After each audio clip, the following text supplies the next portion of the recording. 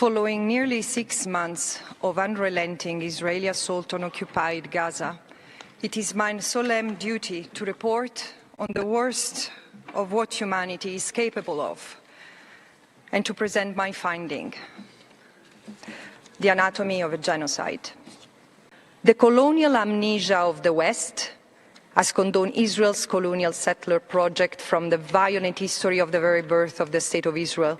People around the world are taking to the streets, gathering, protesting, and demanding equal rights of all, from the river to the sea. The Israeli project is not only apartheid, but aims at a final solution. War crimes, crimes against humanity, genocide. Now give the floor to the United Nations Watch. Ms. Albanese, your report accuses Israel of genocide. Now, at page 2, you say your report does not examine the Hamas crimes of October 7th because they are, quote, beyond the geographic scope of my mandate.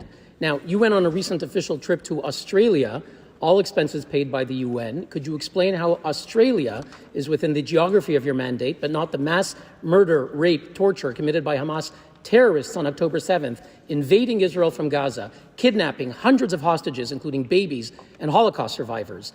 If you ignore the Hamas massacre that started the war, the 14,000 rockets fired against Israeli towns, 130 hostages now being tortured in Gaza, how can you possibly understand the war? Now, although you say it's not in your mandate, you have commented. On February 10th, you mocked the statement of President Macron that October 7th constituted the greatest anti-Semitic massacre of our century. You said the victims were, quote, not killed because of their Judaism, but rather in reaction to Israel's oppression. In response, for the first time in history, both France and Germany condemned a UN rapporteur for anti-Semitism.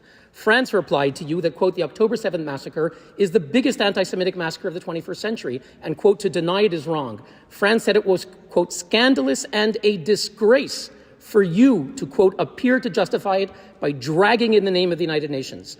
Germany, Madam Rapporteur, said it was appalling for you to, quote, justify the horrific terror attacks and to, quote, deny their anti-Semitic nature. Germany said, Madam Rapporteur, your remarks were a disgrace. We agree.